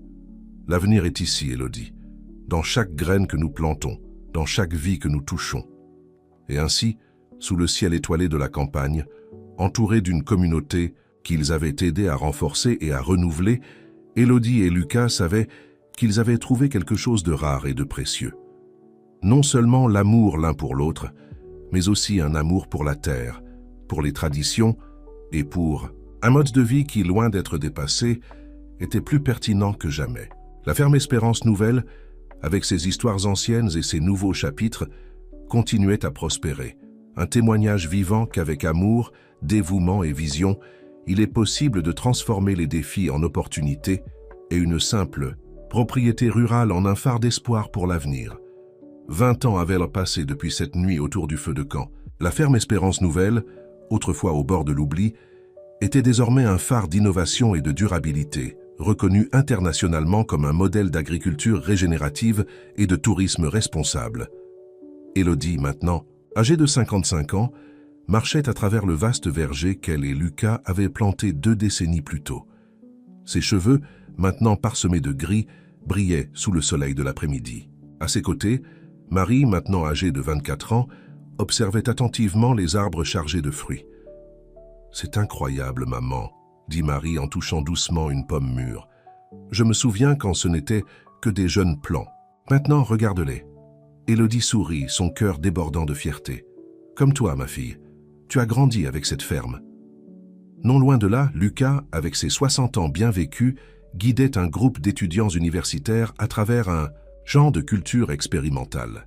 Son plus jeune fils, Pierre, âgé de 19 ans, l'accompagnait absorbant chaque parole. « Le secret est dans le sol », expliquait Lucas, sa voix portant la sagesse des années de travail sur la terre. « Prenez soin du sol, et il prendra soin de vous. » La ferme Espérance Nouvelle était devenue bien plus qu'un simple projet touristique. Elle était désormais un centre de recherche et d'éducation environnementale, attirant des scientifiques, des agriculteurs et des activistes du monde entier.